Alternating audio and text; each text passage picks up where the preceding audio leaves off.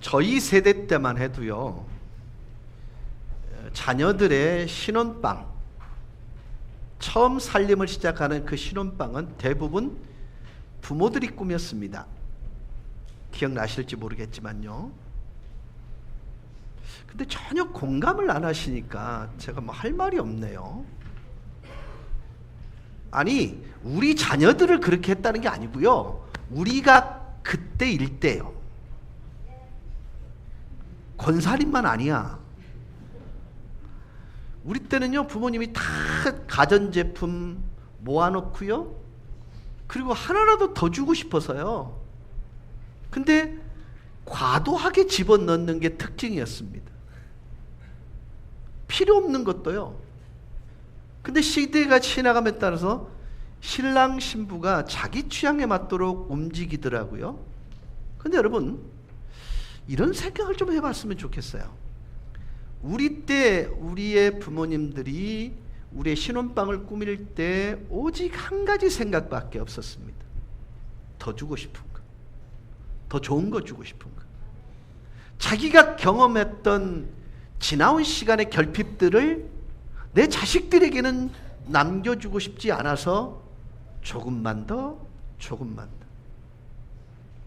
자, 우리는 하나님에 대해서 이렇게 고백합니다. 하나님은 내 아버지시다. 근데 그 아버지가 무엇이든 하실 수 있는 분인데, 당신의 젓가락을 통해서 당신의 입으로 향하는 그 어떤 일도 행하시지 않냐고, 오직 자녀들을 향해서 이 세상에서 가장 가치 있는 것을 먹이시는 일에 전능성을 사용하신 분이시다. 근데 그분께서 우리를 자녀 삼기 위하여 예수 그리스도라는 독생자 아들을 대가로 지불했다. 그리고 그분은 예수 그리스도를 죽음에서 부활시키셔서 승천케 하시고, 예수 그리스도를 통해서 이 땅에 남겨져서 치열한 인생을 살다가 하나님으로 말미암아 자녀된 신분을 회복하여 천국으로 돌아온 자녀들을 향하여 예비를 해 놓으셨는데, 그 예비된 장소를 천국이라 부른다. 이것은 우리의 마음속에 있는 것뿐만 아니라 실제로 존재하는 공간인데, 그곳에 예수 그리스도를 대가로 지불하신 아비의 마음이 스며 있는 실제 공간이라면 어떠할까? 전능하신 아버지의 마음이 녹아진 그곳은 과연 어떠할까? 저는요, 단편적이지만 자녀의 신혼집에 좀 더 나은 여건, 좀 더 편리한 것, 아름다운 것, 좋은 것을 넣어주고자 하는 인간의 부모로서의 마음이 그러한데, 하물며 가장 고귀한 것을 지불한 하나님 아버지의 마음이 스며 있는 천국이야 오죽하겠느냐. 이게 사실은요, 지난주에 여러분과 나눴던 말씀의 내용입니다.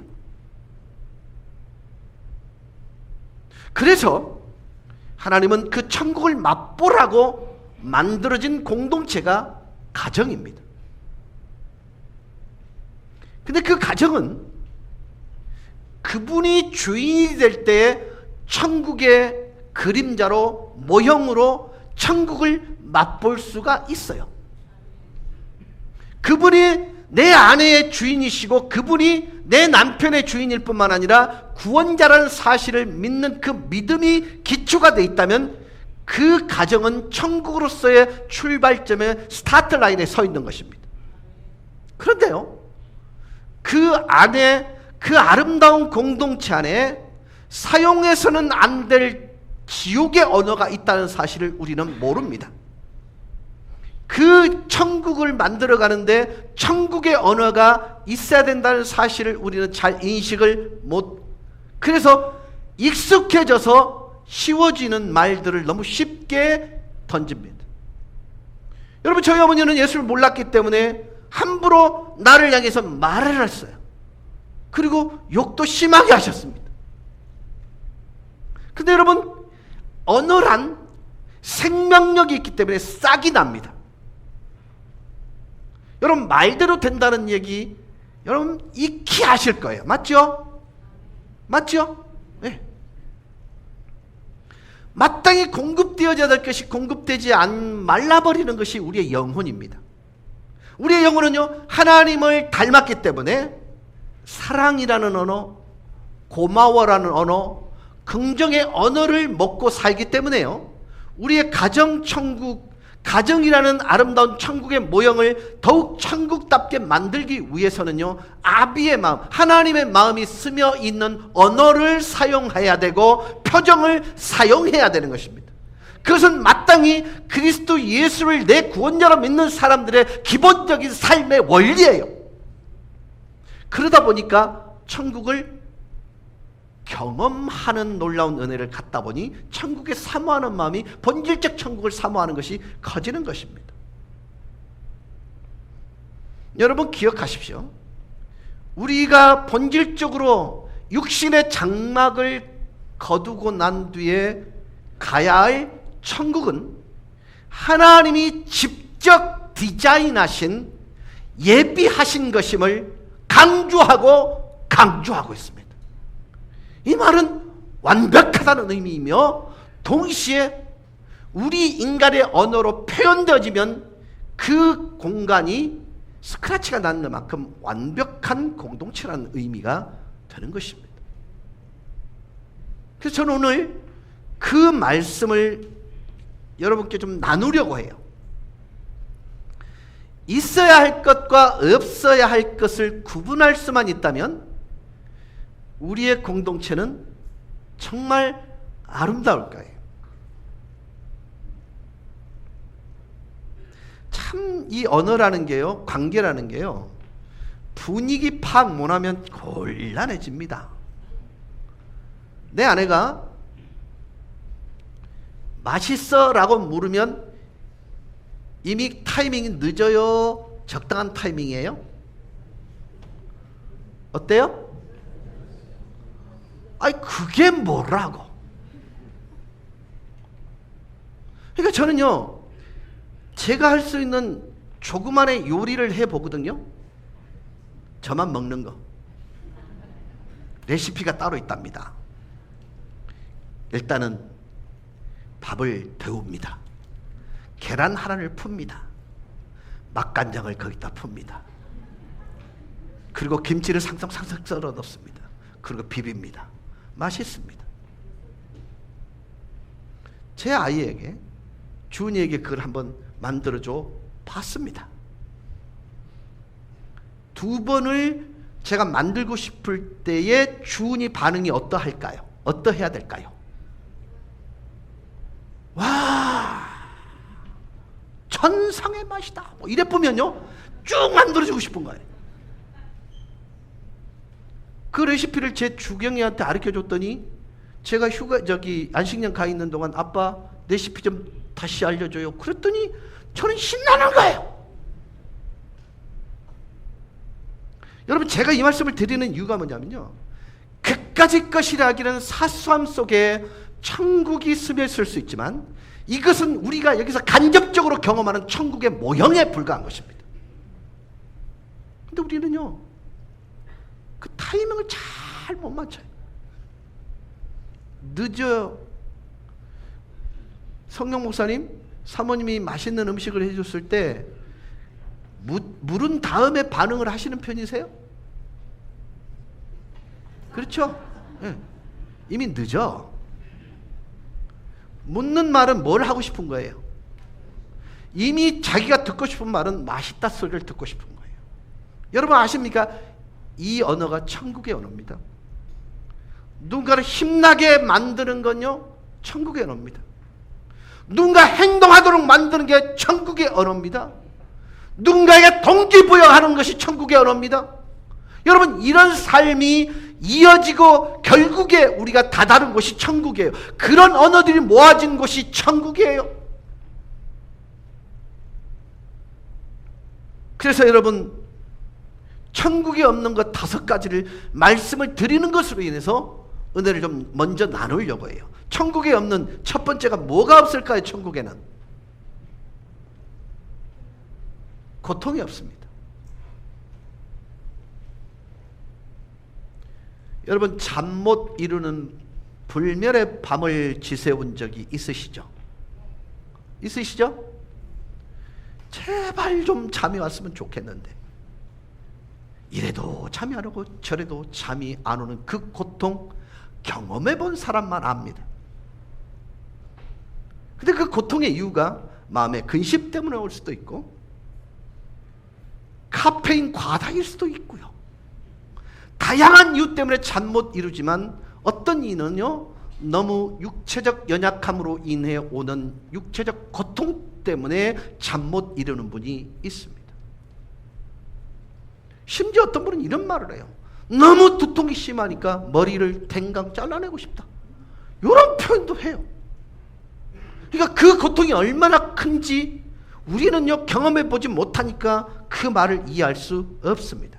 그러나 천국에 가게 될 저와 여러분은 이 세상의 육의 몸과는 전혀 다른 차원의 영의 옷을 입게 될 것인데요, 그 영의 옷은 썩어지지 않습니다. 이 몸은 온전히 성령님에 의해서 영광스러운 몸으로, 거룩한 몸으로 하나님의 가장 아름다움을 충만하게 간직한 몸이 되는 거예요. 여러분 한번 상상을 해보세요. 하나님을 가장 깊게 회복된 몸이 영의 몸이에요. 이 몸을요 부활하신 예수님의 영광스러운 몸을 통해서 일부 이해할 수 있는 부분이 있습니다. 자, 예수님께서 부활하셨습니다. 그리고 바닷가에 빈 그물질을 하는 제자들을 찾아오셨습니다. 그리고 고기를 잡으셨어요. 그리고 그 고기를 어떻게 하셨죠? 요리하셨습니다. 먹게 했습니다. 당신도 드셨습니다. 여러분, 우리의 상식으로는요 영의 몸은 먹지 않아도 배고프지 않습니다. 맞죠? 그렇다면 이 세상에서 가장 즐거운 것 중에 하나가 뭐예요? 먹는 재미지. 그러면 우리는 이런 상상을 하는 거예요. 그 영으로 거듭나면 먹는 재미가 없어지겠네? 아니요, 예수님은 그 몸을 통해서 우리에게 유추할 수 있는 근거를 마련해 주신 거예요. 비록 영의 몸이지만 몸으로 먹고 사시고 누리는 기쁨, 근데 이 땅에서 그 차원과는 전혀 다른 기쁨으로 영원토록 우리를 새롭게 하는 부활의 영체의 신비가 우리 안에 온전함으로 담기진다는 거예요. 그게 천국에서 우리가 경험하게 돼요. 여러분, 이 부활 영체 같은 몸은요 더 이상 아픔으로 고통당하거나 더 이상 몸의 부작용으로 신음하지 않아요. 이 세상을 살면서 맛본 가장 건강한 몸의 기쁨보다 더 큰 기쁨을 누리는 행복을 만끽하는 몸이 된다는 거예요.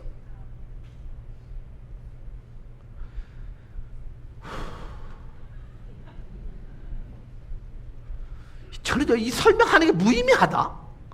왜냐하면 이게 설명이 안 되거든요.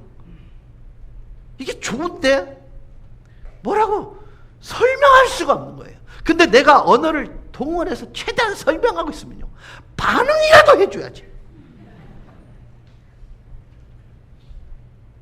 두 번째 천국에 없는 게 뭘까요?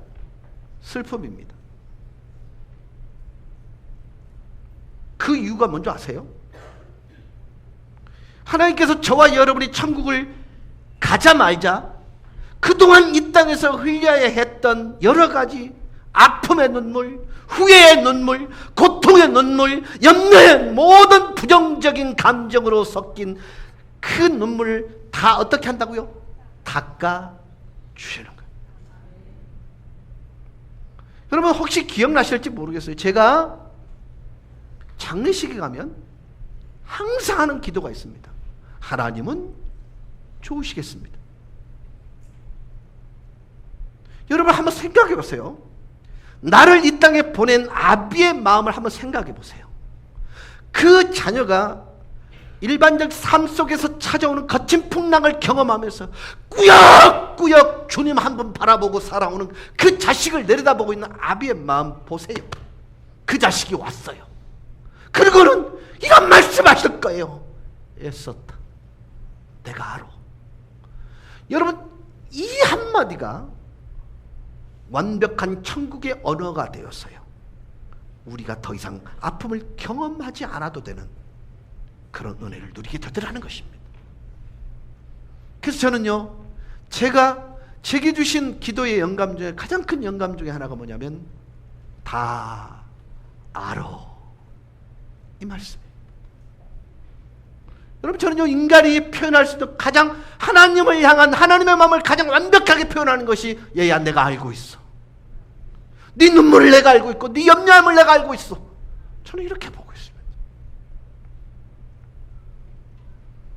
하나님 아버지는요, 우리가 이 땅에서 흘린 눈물을 천국에 차곡차곡 저장하시고 그걸 하나하나 다 기록했다가 우리를 천국에서 다 말끔히 그 상처를 씻어주시고 완벽하게 회복시키셔요.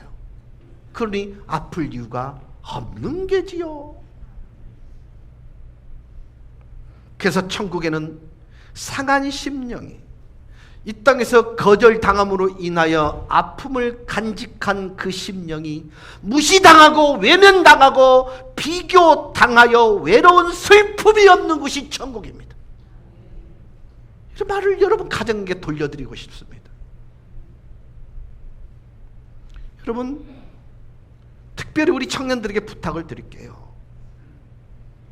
여러분의 이름을 부르시는 엄마 아빠의 조금 반응이라도 좀 해주면 좋겠어요. 예 엄마, 예 아빠, 내가 천국을 소유한 사람이라면요, 적어도요 외로운 슬픔을 경험케 만드는 부모가 여러분의 가정에서 있어서는 안 되는 거예요. 그렇지 않습니까? 부모들이요, 꼬다란 보릿자루처럼 가만히 있다가 한 2시간 가만히 있다가 잘게요, 잘자, 이게 전부라면 인생을 다 쏟아부은 부모의 마음이 어떨까요? 여러분이 정말 가정천국을 경험하고 맛보고 싶으시다면요, 외면당하고 무시당하고 거절당하고 비교당했던 그로 인한 외로운 슬픔을 없게 하실 수 있기를 주의 이름으로 축원합니다. 사랑하는 남편이 애쓰고 힘써서, 사랑하는 아내가 애쓰고 힘쓴 부분들에 대해서 애썼어, 수고했어, 천상의 맛이야.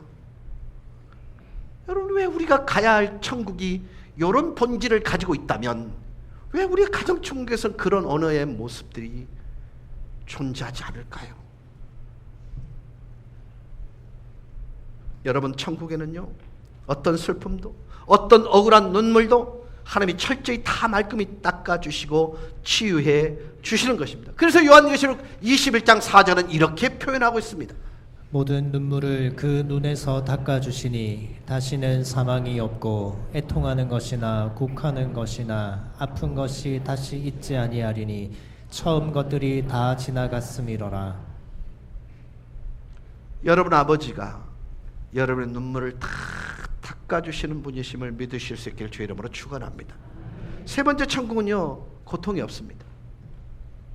배고픔, 목마름, 더위, 추위, 박해의 고통이 없는 것입니다. 여러분, 이 땅에요, 기아로 말미암아 죽어가는 어린 아이들이요, 이 땅에 태어난 숫자보다 훨씬 많습니다. 이 땅에서요, 우리나라에서 엄마의 태를 통해서 이 땅에 온 경험을 가진 애들보다 복중에서 세상을 등지는 아이들 숫자가 상상보다 많습니다. 목마름으로 지금도 하루 종일 마실 물을 찾으러 다니는 아이들이 존재하고, 추위로 얼어 죽는 기아, 그 다음에 더위로 얼어 죽는 수많은 사람의 고통의 현장을 우리 눈으로 생생하게 목도하는 것이 이 지구촌입니다. 그러나 천국은 더 이상 이와 같은 고통은 없습니다. 그리고 천국에 없는 게 또 뭘까요? 죄가 없습니다. 거스름이 없습니다. 거절이 없습니다. 여러분, 천국은 불완전한 사람이 더 이상 죄의 종 노릇하지 않게 우리를 예수 그리스도로 말미암아 온전히 새롭게 창조하신 죄 없는 곳이 천국입니다. 그래서 성경은 하나님이 너희를 모든 죄에서 벗어나 큰 기쁨, 죄 없는 것으로 그 영광의 임재 가운데로 인도하시리라고 말씀하고 있는 것입니다. 천국은 하나님의 온전함만이 충만한 곳이 천국입니다. 반면 이 땅을 살아가는 모든 인간에게는요, 완벽한 삶을 사는 사람은 없습니다. 그렇기 때문에 천국이란 완벽한 현장은 하나님이 우리에게 주신 최고의 사랑의 선물이고, 우리를 예수 그리스도를 대가로 지불을 하여 불러내신 하나님의 은혜의 선물입니다. 그리고 천국에 없는 것, 죽음이 없습니다. 참고로 말씀을 드립니다. 죽음이 존재하지 않는 것은 두 곳이 있습니다. 하나는 천국, 또 하나는 지옥입니다. 여러분, 인간은요, 불멸의 존재로 만들어진 것입니다. 단 어디서 살 것이냐는 우리 스스로의 선택입니다. 물론 은혜로 주셨습니다. 그리고 정말 많은 일을 통해서 우리를 천국으로 인도하는 길의 모습들을 보여주기도 했습니다. 여러분, 요한계시록 22장 4절에 다시는 사망이 없고 라고 말합니다. 사망은 천국을 소유한 사람의 눈으로 본다면 허무의 실체입니다.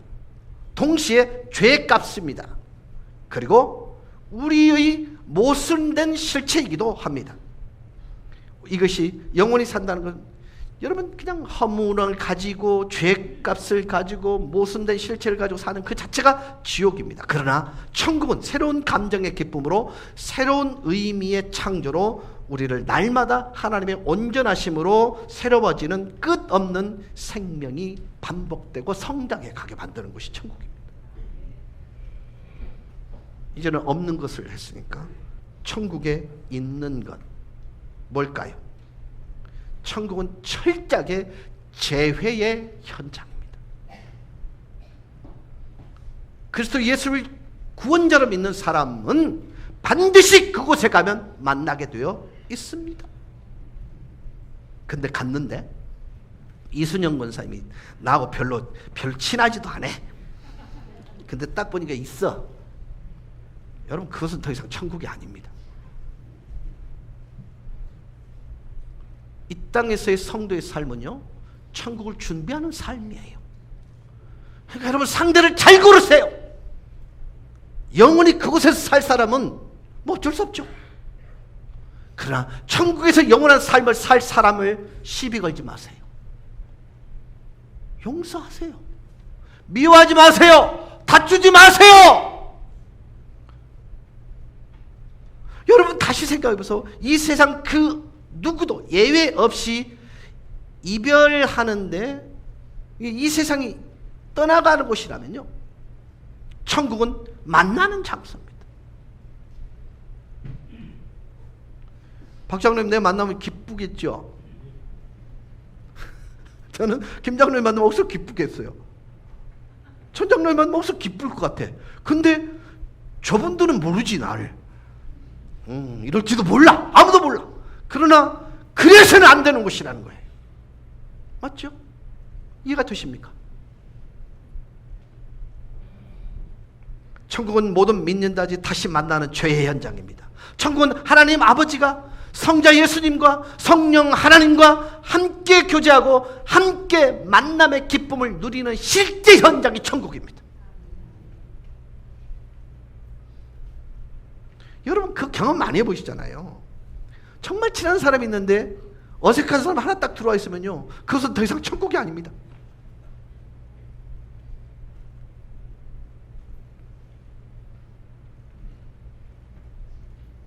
우리 모두가 서로 다름이 온전히 하나 되어 만나는 천국은요, 재회 현장입니다. 히브리서 12장 22절 24절입니다. 같이 읽습니다. 그러나 너희가 이른 곳은 시온산과 살아계신 하나님의 도성인 하늘의 예루살렘과 천만 천사와 하늘에 기록된 장자들의 모임과 교회와 만민의 심판자이신 하나님과 및 온전하게 된 의인의 영들과 새 언약의 중보자이신 예수와 및 아벨의 피보다 더 나은 것을 말하는 뿌린 피니라. 여러분, 이 문장 속에는요, 모든 사람이 다 들어가 있습니다. 맞지요? 맞지요?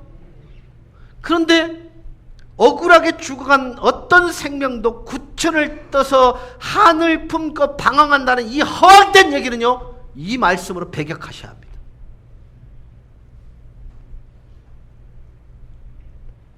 천국은 우리가 전혀 상상하지 못한 그 누군가를 만날 수 있는 곳이에요. 저는 이런 생각을 해보거든요. 이재명 대표하고요, 윤석열 대통령이 천국에서 만날 수 있지 않을까? 여러분, 그걸 아무도 몰라. 지금 내가 이 얘기를 하는 이유를 아시겠습니까? 이 땅에서의 우리의 삶을 되돌아볼 필요가 있다는 것입니다.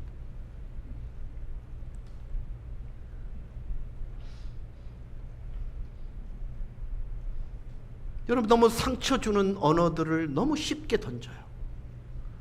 판단하고 정죄하는 일들, 들어가 보면 그럴 수밖에 없는 상황일 수도 있었는데 너무나 쉽게 드러난 현상을 갖고 얘기를 해요. 여러분, 저는요, 입이 험한 분들을 만나잖아요. 만나서 가만히 듣고 있으면요, 그분은 자기 스스로가 지옥을 살고 있는 거예요. 너무 힘든 인생, 그래서 선택한 언어가 그건데.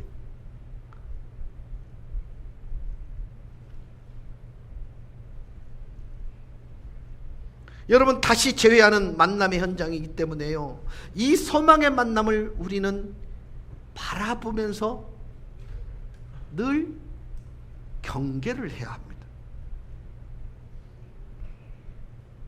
여기 최근에 부부싸움 하신 분 손 들어봐요. 화해한 사람은 손 안 들어도 된다. 이런 질문 해놓고 얼마나 멀쩡하게 해요.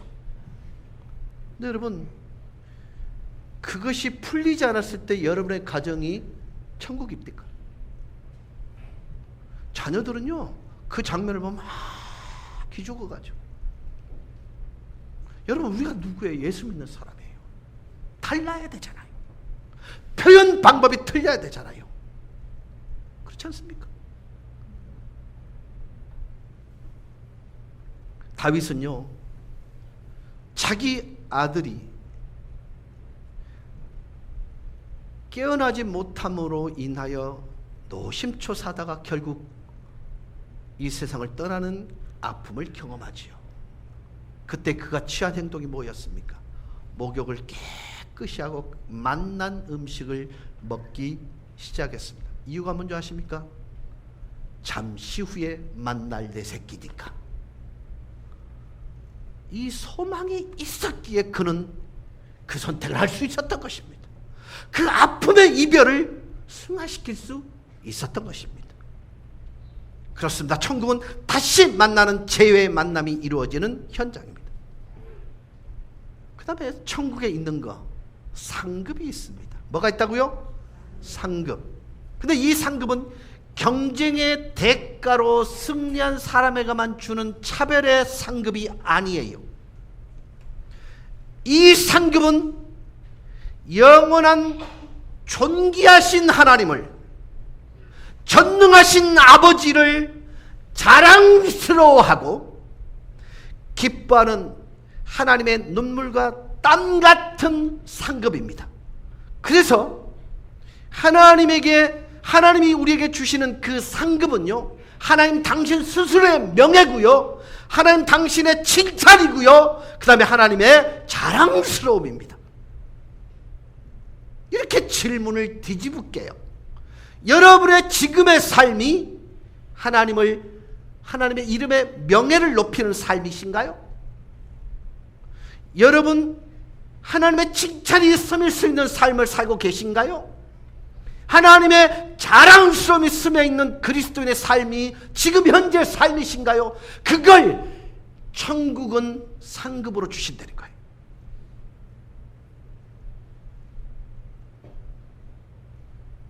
그래서 성경은 그걸 면류관이라고 표현합니다. 사도 바울은 그 면류관을 십자가의 면류관이라고 그랬고요, 의의 면류관이라는 말을 썼습니다. 사도 요한은 생명의 면류관이라고 고백하면서 죽음의 핍박 속에 그 하나님이 주시는 상급, 그 면류관을 보면서 일보 앞에 와 있는 죽음의 공포를 이기고 있는 것이에요. 여러분, 세상에 어찌할 수 없는 삶을 사는 그리스도인들은요, 이 상급에 대해서 목숨을 겁니다. 나의 삶이 하나님을 영화롭게 하는 삶인가? 내 지금의 삶이 내가 구사하고 있는 이 언어가 하나님의 자랑인 삶인가, 언어인가에 대한 심각한 질문을 던지는 거예요. 그래서 그리스도인들에게는요, 무엇이 옳다 그른가, 이 질문을 해서는 안 됩니다. 이것이 하나님을 영화롭게 하는 것인가에 대한 질문만 목숨 걸어야 합니다. 그래서 여러분, 놀라운 일은요, 이 상급 대부분은요, 누군가를 그리스도 예수께로 인도한 섬김을 통해서 이루어진 상급이에요. 대부분요, 누군가에게 예수 그리스도를 들키는 결과로 와지는 상급이에요. 누구에겐가 들켜냄으로 인하여 하나님의 하나님 되심을 증명한 자에게 주시는 상급이에요. 그래서 모든 그리스도인들은요, 매 순간이 예배이면서 동시에 매 순간이 전도의 기회이기도 한 것입니다. 그 대화를 통해서 그분이 그 마음속에 하나님이란 존재가 바로 저런 분이야 라고 증명해내므로 그분의 자랑스러움이 되는 현장이 바로 우리 그리스도의 삶의 현장이 되어야 된다는 것입니다. 성경에 언급된 면류관은요, 모두가 다 너 때문에 내가 천국에 왔어 라고 고백하는 그 상급의 표현이 우리에게 주어지는 거예요. 아빠, 나는 아빠를 정말 잘 만난 것 같아. 아빠, 나는 엄마를 정말 잘 만난 것 같아. 엄마 아빠의 뒷꼭지를 따라왔더니 바로 여기까지 왔어. 그게 면류관이요, 그게 상급이에요.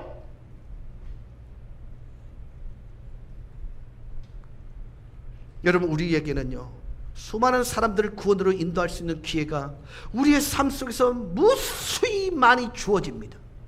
천국을 소유한 삶을 들킬 수 있는 기회가 무수히 존재합니다.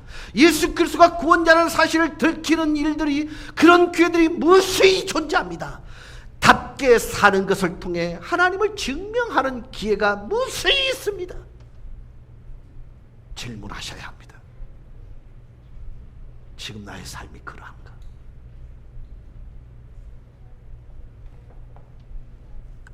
우리의 삶을 통해 그 기회로 우리는 천국의 상급을 쌓는 하나님의 면류관을 소망하며 기뻐하며 살아가는 그 존재가 우리 그리스도인들입니다.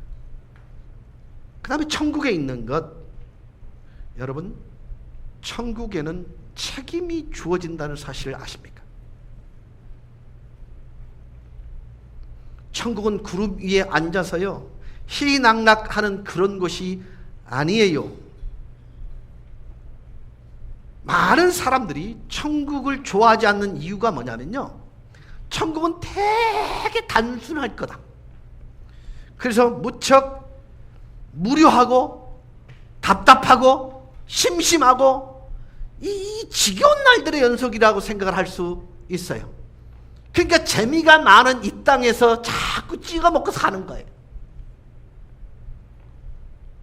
여러분, 천국 가면 우리가 아무것도 할 것이 없다고 생각하는 것이 대부분의 그리스도인들의 생각입니다. 아닙니다. 천국은 하나님이 양육하고 하나님이 우리를 더욱더 이루고 싶어 하시는 하나님의 열정이 가득한 곳이 천국이에요. 여러분, 우리를 천국에 딱 갖다 놓는 순간 하나님이 우리를 향해 열정이 식어버렸다면 심심한 곳이에요. 맛없는 곳이에요. 가고 싶지 않은 곳일 거예요. 그러나 우리를 데려다 놓는 그 순간부터 하나님은 우리를 향하여 더욱더 큰 열정이 용솟음치는 거예요. 그래서 천국에서도요, 우리 각자 하나님 아버지께 받는 책임이 있습니다.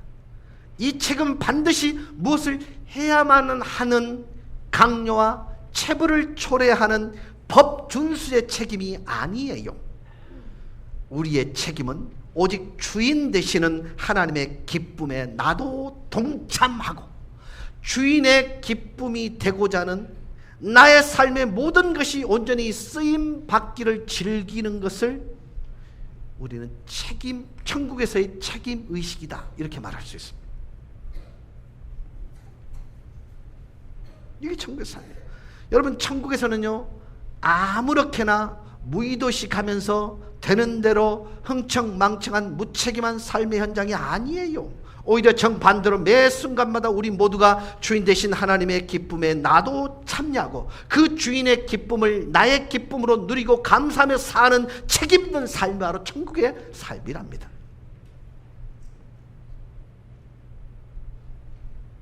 하여간 이것도 재미없을 거라 생각하실 거예요. 책임있는 삶이란 주인 되신 하나님께 전적으로 감사로만 반응하고 나 스스로 아버지의 마음을 품고 사는 삶이 바로 책임있는 삶이라 할 수 있습니다.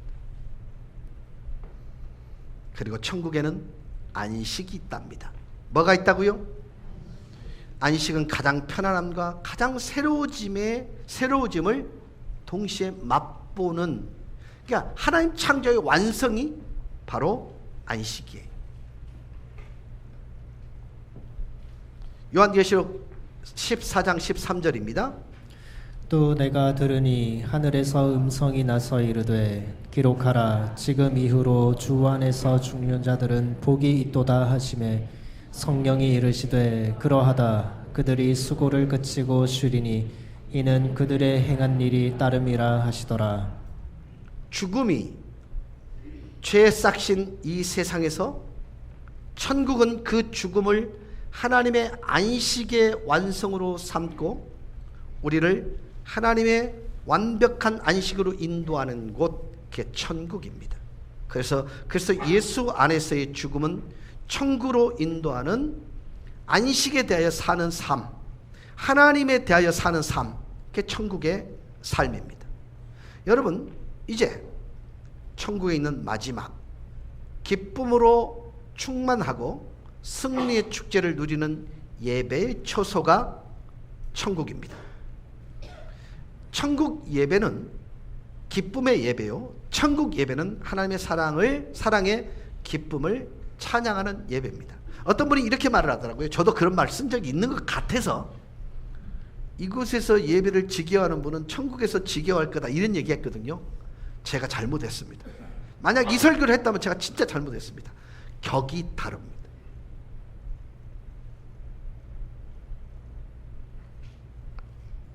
기쁨의 결과로 표출되는 예배가 천국의 예배입니다. 감사의 절정을 늘 고백하는 게 천국에서의 예배입니다. 그리고 이 예배는 우리 모두를 서로 사랑의 능력을 배가시키고 사랑의 나눔으로 하나 되게 하는 끝없이 펼쳐지는 그 신비가 펼쳐지는 예배 연속이라 볼 수 있을 것입니다. 자, 이제 이런 질문을 하겠습니다. 그다음 어떻게 천국에 갈 수 있을까요? 천국문은 좁고 천국문은 단 하나의 문이라고 강조합니다. 그래서 사도 바울은 세번역 성경 로마서 1장 17절에서 이렇게 말합니다. 하나님의 의가 복음 속에 나타납니다. 이 일은 오로지 믿음에 근거하여 일어납니다. 이것은 성경에 기록한 바 의인은 믿음으로 살 것이다 한 것과 같습니다. 또는 이것은 믿음에서 출발하며 믿음을 목표로 합니다. 여러분, 하나님의 의가 나타났다는 말씀이 바로 복음은 우리를 위해 하나님이 천국을 예비하셨다는 것을 의미합니다. 그래서 요한복음 14장 1절에서 3절은 이렇게 표현하고 있습니다. 너희는 마음에 근심하지 말라. 하나님을 믿으니 또 나를 믿으라. 내 아버지 집에 거할 곳이 많도다. 그렇지 않으면 너희에게 일렀으리라. 내가 너희를 위하여 거처를 예비하러 가노니 가서 너희를 위하여 거처를 예비하면 내가 다시 와서 너희를 내게로 영접하여 나 있는 곳에 너희도 있게 하리라. 내가 너희를 위하여 거처를 예비한다는 예수님의 말씀은요, 예수님께서 우리를 위해 십자가를 지심으로 우리에게 하나님의 의가 나타나는 복음을 주시기 위함인데, 우리로 하여금 천국에 거할 수 있는 자격을 구비하도록 하기 위해서 예수님이 십자가를 지셨다, 이걸 얘기하고 있는 것입니다. 다시는 근심하는 자가 아니라 더욱 아버지 하나님과 예수 그리스도 자신을 믿게 하는 자로 인도하시겠다는 것, 이게 사실은요 이 말씀이 의미하는 바입니다. 그러므로 우리는 어떻게 하나님 나라 천국에 갈 수 있을까? 우리를 위해 천국을 처소를 예비하신 예수 그리스도를 의지하고 예수님을 구원자로 믿음으로 우리 자신이 하나님이 거하는 처소가 될 때에 우리는 천국 가는 참 믿음의 주인공이 될 수 있다라는 것입니다. 어려운 설교를 했습니다. 이것은 노력에 의해서 주어진 게 아니라 은혜의 선물이라는 것입니다. 자, 그렇다면 마지막 이 질문을 하면서 오늘 말씀을 정리할까 합니다. 그러면 천국에 가게 될 하나님의 자녀들이라면 어떻게 이 땅을 살아가야 합니까? 라는 것입니다. 사도 바울의 말씀을 먼저 인용하여 고린도 후서 4장 16절은 겉사람과 속사람을 대조시켜 설명합니다. 같이 읽습니다. 그러므로 우리가 낙심하지 아니하노니 우리의 겉사람은 낡아지나 우리의 속사람은 날로 새로워지도다. 한번 여쭤볼게요. 여기서 겉사람은 뭐죠? 육신의 몸이죠. 맞죠? 그 육신을 의미하는 겉사람은 피할 수 없이 낡아지고 노쇠하여 결국 죽음에 이르게 된다는 것입니다. 여러분 혹시 자기가 살아있는 동안 27살로 살기 위해서 한 해에 27억씩 자기 몸에 투자하는 재벌 얘기를 들으신 적 있습니까? 미국 사람입니다. 하다 안 되니까 지 17살 먹은 아들의 피를 수혈했습니다. 근데 그게 효과가 있었으면 계속할 모양이었던 모양입니다. 효과가 없으니까 멈췄습니다. 그래서 작년에 그 몸의 나이를 측정해 보니까 몸은 37살, 피부는 27살, 이렇게 바뀌었답니다. 27억씩 들어갔고, 그렇게 하면 한 200년 27살로 살 수 있을까요? 어느 날 갑자기 갑니다. 여러분, 우리 인생의 건축은요, 이런 겉사람을 보수하는 공사가 아닙니다. 사도 바울이 말했듯이요, 속사람이 날로 새로워지는 공사가 우리가 인생에서 시별을 기울여야 할 공사입니다.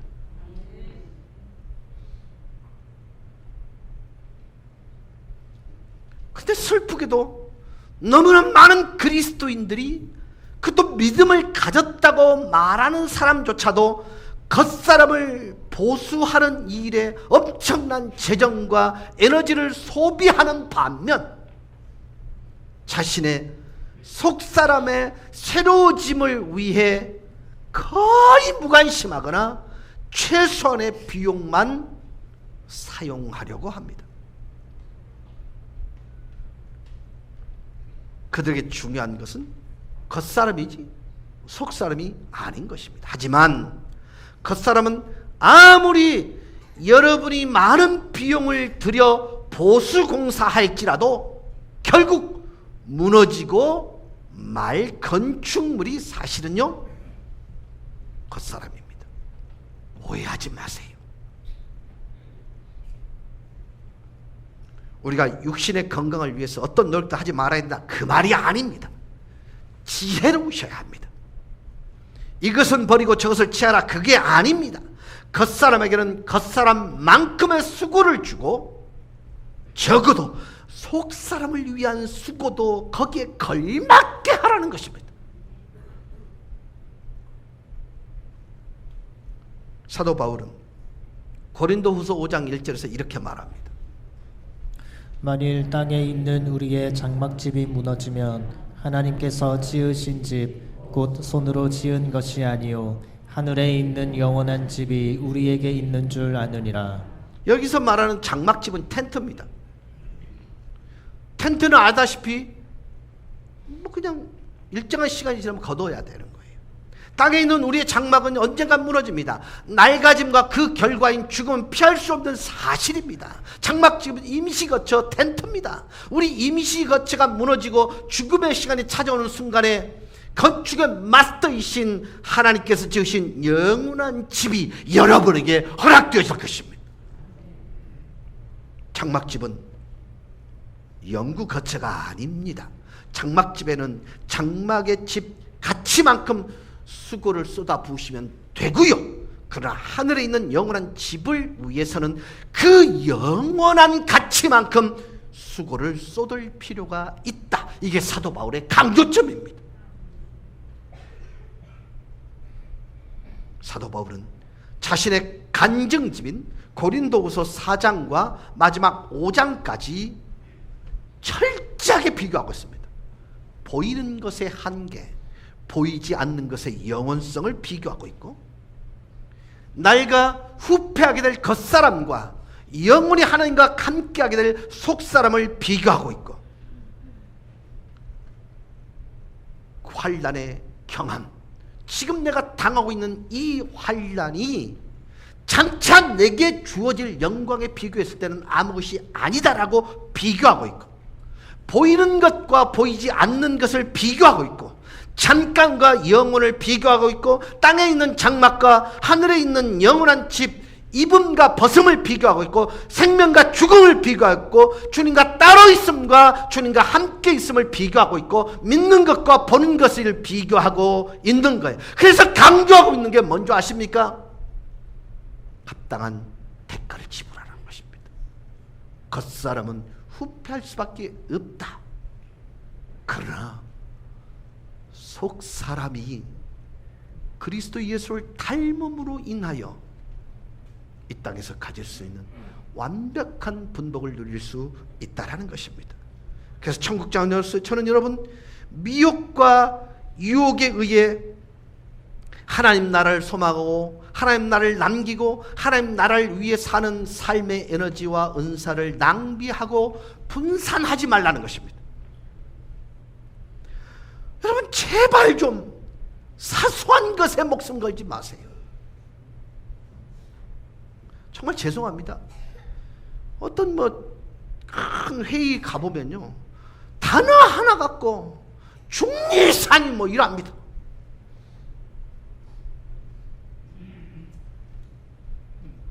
베드로전서 2장 11절, 사랑하는 자들아, 거류민과 나그네 같이 너희를 권하노니 영혼을 거스려 싸우는 육체의 정욕을 제어하라. 여러분, 베드로는요, 그의 교우들에게 어떻게 천국을 소망하고 어떻게 이 땅에 천국을 남기며 살 것인가에 대한 강렬한 교훈을 남기는데, 마지막 표현이 육체의 정욕을 제어하라입니다.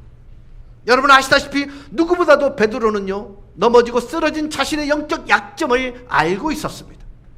뼈아픈 실패 현장에 자신이 놓여 있었음을 분명히 그는 알고 있었습니다. 그래서 그런 걸 가르치고 있는 것입니다. 히브리서 11장 15절 16절입니다. 그들이 나온 바 본향을 생각하였더라면 돌아갈 기회가 있었으려니와 그들이 이제는 더 나은 본향을 사모하니 곧 하늘에 있는 것이라. 이러므로 하나님이 그들의 하나님이라 일컬음 받으심을 부끄러워하지 아니하시고 그들을 위하여 한 성을 예비하셨느니라. 디아스포라, 흩어져 방황하는 유대인 그리스도인들을 위하여 히브리 기자는 더 나은 본향을 사모함으로 결코 미혹의 영에 이끌림 받지 않기를 간절히 교훈하고 있는데요, 장차 부끄러움이 없는 천국의 자녀로 주님 앞에 설 것을 더욱 흠모하면서 수많은 유혹과 미혹에 사로잡지 않도록 늘 깨어서 기도하라고 강조하고 있습니다. 그 다음에 이건요 정말 중요합니다. 면제되지 않는 이 땅에서의 환난과 어려움 때문에 근심하거나 낙심하지 말라는 것입니다. 고린도후서 4장 16절 18절입니다. 그러므로 우리가 낙심하지 아니하노니 우리의 겉사람은 낡아지나 우리의 속사람은 날로 새로워지도다. 우리가 잠깐 받은 환난에 경한 것이 지극히 크고 영원한 영광에 중한 것을 우리에게 이루게 하니니 우리가 주목하는 것은 보이는 것이 아니요 보이지 않는 것이니 보이는 것은 잠깐이요 보이지 않는 것은 영원함이라. 우리는 환난 덕분에 보이는 겉사람이 아니라 보이지 않는 속사람을 주목할 수 있게 되더라는 것입니다. 환난 덕분에 잠깐 보는 것은 잠깐이지만 보이지 않는 것은 영원하다는 그 가치를 새롭게 인식하더라는 것입니다. 힘들지요? 어려우시죠? 그렇다면 여러분은 영원한 것에 집중할 수 있는 기회를 얻은 것입니다. 그래서 저와 여러분은요, 영원한 것을 위하여서 우리의 열정과 은사를 집중해야 됩니다. 그래서 골로새서 3장 2절은요, 위의 것을 생각하고 땅의 것을 생각하지 말라 그랬고요, 빌립보 3장 14절은요, 표대를 향하여 예수 그리스도 안에서 하나님이 부르신 그 부르심의 상을 위하여 달려간다고 말했고요, 집중하고 있습니다. 여러분, 오늘 처음 나오신 분들은 이 설교가 쉽지 않은 설교였고 참 긴 설교였다고 여겨집니다. 그러나 하나님은 분명히 기억나게 하실 것이고 그것으로 인해서 여러분이 천국 시민이 되는 일에 대하여 하나님은 역사해 주시리라 믿습니다. 그래서 여러분, 정말 이 땅에서의 겉사람에 대한 집중적 투자보다는 속사람을 위한 바로 된 가치 전환이 우리를 상급을 받는 그런 천국 시민으로 살아가는데 부족함이 없게 만든 사실을 기억하실 수 있기를 바랍니다. 찬양하십시다.